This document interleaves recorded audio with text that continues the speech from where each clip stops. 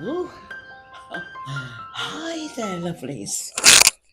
So I'll put the microphone there and hope we don't get too much background noise. Now, how about these? Isn't that gorgeous? I wish you could smell it. It is mock orange blossom and the first of the hydrangeas. And the strange thing is about I've got quite a big hydrangea by the door, and last year I was putting coffee granules, coffee grounds on the hydrangea because it was just convenient. It was just outside the door, and and the colours were spectacular, like dark pink, purple, blue. This year, because I've not been doing it, they're all this pink. Not weird. I mean, I don't throw the coffee grounds away. I put them on the compost heap, so eventually they'll make their way into the into the soil. But anyway, so I've got my coffee, my 25p cup and saucer vintage. It's amazing the things you can pick up in the charity shops. I got four for £1. I can't believe it because they're absolutely beautiful. Anyway, so I'll just test that bit of footage and then we can have a chat. So I hope we don't get interrupted. There's event going on at the rugby club, which is over there, but they've got loudspeakers and things. So if it does, I'll sort of stop the video and maybe you know do a bit when it's quiet. But anyway, for now, so it's coffee time. Let's have a nice coffee. Now back to these flowers. Now, in my opinion, what could be nicer for a bride or a wedding than this? I mean, come on. The orange blossom smells fabulous. Absolutely fills the room with scent. I've got a lot of these. I got one that was already here when when we moved here 20 years ago now. I got one, but they're so easy to strike. I've taken sprigs, just spritz, and pop them in sandy soil. And now I've got one, two, three, four. I've got four, and they're big. They're really big. Um, they're so easy to grow, so easy, and it's so as well. They look fabulous, and they smell even more fabulous. But anyway, so I was hoping to do a little chat in the greenhouse this morning, but it was raining and I couldn't put my camera out, my webcam thing out in the rain. So anyway, so there we are. But I've done a lot of work out there, and what I've done is I've got benches either side and at the back, and the bench on this side I've taken out and sorted everything out and made the whole side available for tomatoes. Tomatoes are about like that. So I've got 6 tomatoes in big pots down one side. So and all along the other side is lettuce. So I'll give you a picture of that as well. So there's all lettuce on the other side. I've got herbs as well. And then I've got the potatoes. So, and I'm doing chili, bell peppers for the first time. So I'll let you see those if anything comes of them. I think they should do in the greenhouse anyway. So yeah. So that's what I've been up to. Um, I've had to be a little bit careful. My knee is still driving me crazy. But anyway, so yeah, so back to talking about now, if I was a bride's mother or a bride or, doing a wedding or a church or something, look at that. The only thing is you've got to be married at the beginning of June, but that's all right. And the sweet peas are gorgeous. I show you. I think I've got them in the sweet peas, which also smell incredible. I've got some beautiful poppies, a couple of poppies, um, and I've got the orange blossom, a little bit of orange blossom in this rose,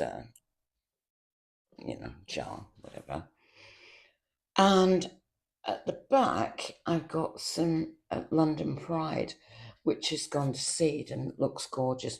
There's a little bit of flower on it, but it just looks beautiful. So there we are. Well, look, I mean, come on.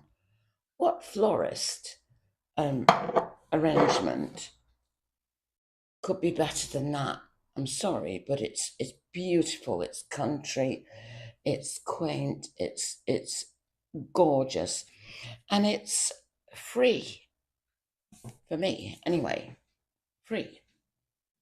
The same with this. This is another thing that could be. You could elaborate on this for a bouquet. I could easily make a bride's bouquet with very minimal bouquet. Anyway, let's just check this. Oh yeah, we're okay. I have to always watch that the battery doesn't run out on the mics. Yeah, so I've got to be a bit. What I'm doing is I'm resting and I'm doing a little bit in the garden, but honestly, it's like a jungle. I'm not kidding you. With all this rain, we've had 7 days of rain at least, quite substantial rain, and the garden has just gone boomf. And I'm not sure, I'm not sure when it goes like that. You know, it's just, I don't know. I mean, it's fabulous, I will say, but it's a bit too fabulous. Do you know what I mean? But anyway, so yeah, so a lot of people are talking about if food gets scarce and things like that, something happened, and it's quite possible that it could. So what I've got a very ornamental garden, like it's just beautiful shrubs and plants and perennials and things like that. It's very ornamental, and I just have the bit of food that I grow. I grow the potatoes in big pots, and the potatoes are just what goes off in the fridge. If you look in your fridge and oh look, they're sprouting. I leave those and I leave them in the fridge altogether. And when they've got some good sprouts on them, some chits, I think we call them chits, um, I will plant them, about 3 in a big pot just outside. And I try and keep them all together as well. And I've had some absolutely gorgeous potatoes. And in Cornwall, you can grow all the year round, apparently. I Googled it. Because of our mild climate, you can um, grow all the year round. So that's what I'm going to do. So I'll let you know how that goes. Because, you know, I'll see how it goes over the winter because I'm going to just keep doing batches of them. Whenever I've got some potatoes, put them in a pot and label it. I've only just started labeling it, but I've just worked out how to when to harvest. I've just got it down to a fine art. Taken a while, and it's taken You know, I when I first started doing the potatoes, which was only beginning of the year, really, maybe in October last year through the winter. But I was so eager to, and I didn't have a clue when to harvest them. So I was so eager that I was getting like little marble size potatoes as well as some bigger ones. I don't want big ones. I want new potatoes, you know what I mean, like that size. That's what I want. I don't want great big massive potatoes. I don't want that. I want the beautiful new potatoes. Anyway, so at the beginning, I was digging them up too quick. Now I know what to do. I know exactly what to do. Practice makes perfect. When the stalks are getting, they flop, and there's still just two or three green leaves on them, and they've completely flopped and gone brownish, harvest. That's what I'm doing, and I'll show you the amazing gorgeousness that I've just got. So that's I've learned to do that. Very successful with lettuce. I don't know why. I always have been. Um, touch wood. So we've got potatoes. We've got lettuce. We'll have tomatoes because I know how to grow tomatoes. Tomatoes need a lot of water. They love water. Don't let them dry out. But anyway, back to I've gone off the thing. If I had to, if food was scarce, I'll tell you what, I would get rid of all the ornamental garden.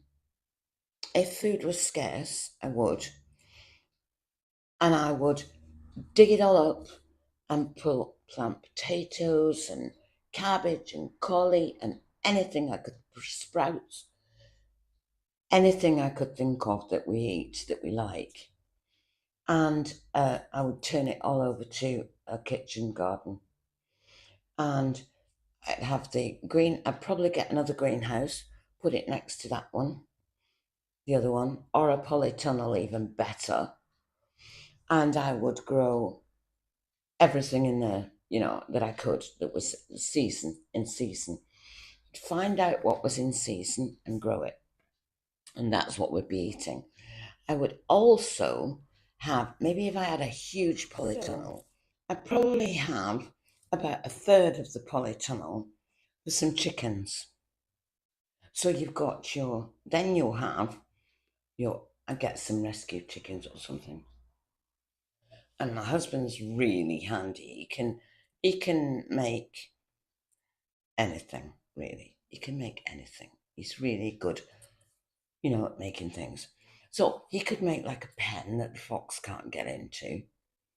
And at one end, we could have chickens, and at the other end of the two thirds, I'd have um, veg. Whatever veg was going, I would have it. Um, we are very lucky in Cornwall. We're on the Gulf Airstream, so our temperatures are very, very moderate. In fact, some of the semi-tropical plants um, overwinter really well here. There's no problem. It's like on the Isles of Scilly. The Isles of Scilly are just off the coast of Cornwall, a few miles, just off the tip of Cornwall, and they grow all the flowers a lot of the flowers for the whole of the country. Um, the temperature is very, very mild because they are also on the Gulf Airstream. And if you go somewhere like St Michael's Mount, which is an absolutely gorgeous, gorgeous place, it's on its own little island off Penzance. You can see it from Penzance easily. You can walk to it when the tide is low. But anyway, they have a lot of semi-tropical plants and shrubs and things. And where I live, there's a beautiful walkway down by the river, and they've made it. People go there, they walk, they sit and have picnics, everything.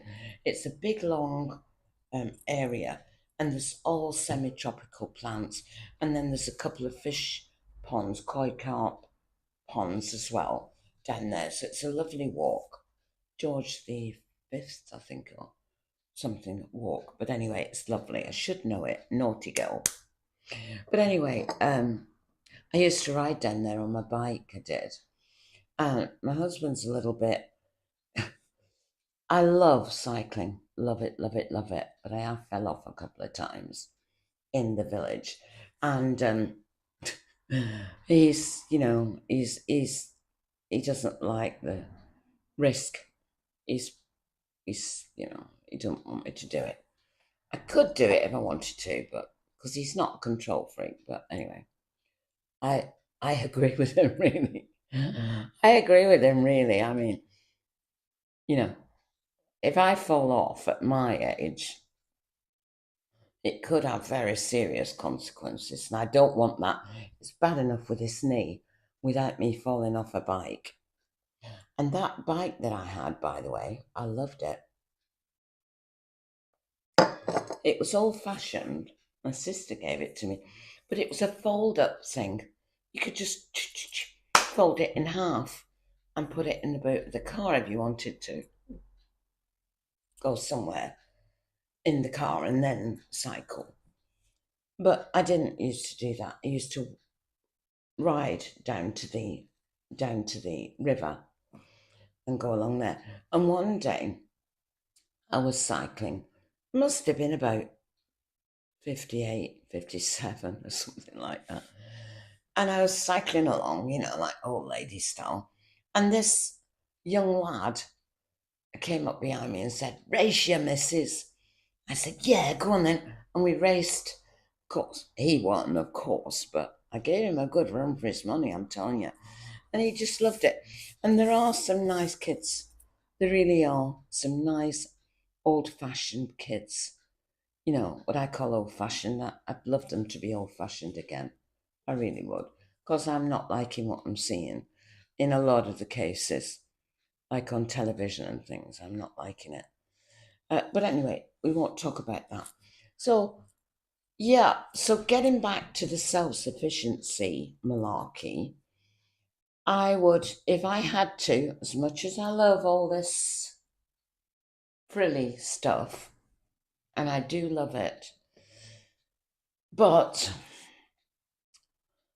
you know, your well-being comes first, doesn't it? So I would, and this is a big garden, like big. What it is, it's big, but it's in sections. Don't know if you've noticed that. It's in lots of different sections. It looks smaller than it is, but it is big. And you could build a couple of houses, a couple of bungalows on, the garden if you wanted to. But because it's in small sections, doesn't look as big as one big expanse. And before we moved here, the people that had it before, they sold off. It was a massive plot. It was like a football field because I've seen pictures of it. And they built two big bungalows. He sold the plot and they built two big bungalows on it. A part of me wishes that we still had that was part of the cottage that we bought, because I could have whatever I wanted. I could have two or three uh, polytunnels. I could have I could have everything. I could have veg. Could have everything. But anyway, yeah. So that's what I do.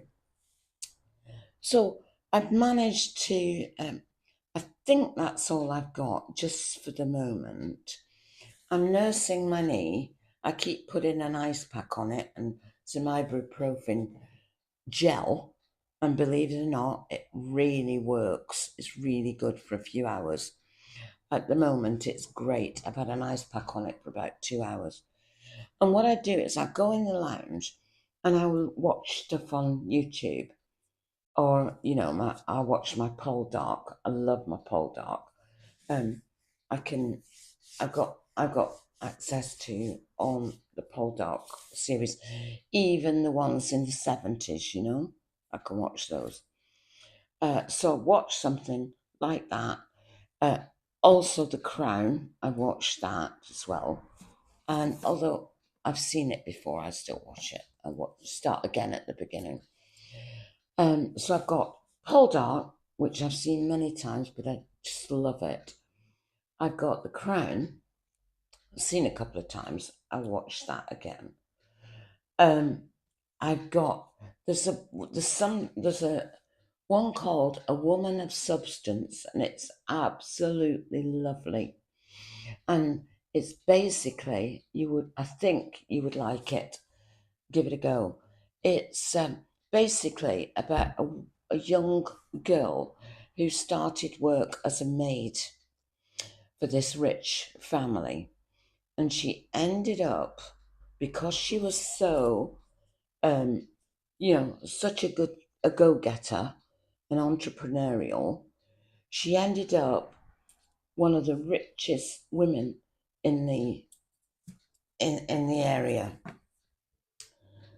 Um, and it showed you, it's really, really good. It's really good. I recommend I recommend you'd like it. I know Linda would like it. I think Linda's in Derbyshire. She's got a channel as well called The Joy of Things. You should go over there, pop over and have a look at her stuff. She's really lovely, and go and have a look. The things she does, the vlogs she does are very nice. So go over. It's The Joy of Things. You should find her quite easily on YouTube. Anyway, back to what were we back to? Oh yeah, what else do I watch? I watch Downton Abbey. I've seen it before, but I still like it and I watch it. So what I do is I'll start off with just say randomly, just say Paul Dark. I'll watch all the Paul Dark series, and then when I've watched that, I'll go to say The Crown, and I'll watch all that. And this takes quite a while because there's a lot of them. And then I'll watch Downton Abbey, and that takes forever because loads and loads of series. I'll watch Downton Abbey, and then I'll watch a Woman of Substance. I would watch it again. I've only seen it once. It was so good. Um, Upstairs, downstairs, anything like that. I love period dramas, you know, and that's what I do. I go through the whole thing, then I go back to Poldark. I also like pottery throwdown because I make pottery as well. I'll when I Because I'm talking about it, I'll pop a couple of pictures or videos or something underneath this chat. Um, I make pottery. I do raku pottery. So I'll put you a few examples of that in there. So I love that pottery throwdown. I also used to like, and I still do. Oh no, what's it called? Sewing bee. I love sewing bee. So whenever that is on, I definitely follow it. You know. So there we are. So lovely, inexpensive flowers for weddings, any occasion, church, anything. I know churches, I love these little old fashioned churches, little small ones, like I just featured in my previous video, a Billy Brace chapel. Can you imagine that little vase of flowers in Billy Brace chapel? I think if it was open all the time, I would take them some. I'm not sure if it is open all the time, but it wouldn't hurt, would it? I'd even if it was locked, if it was closed for some reason, I would just leave it on the doorstep as a lovely token for Billy Bray.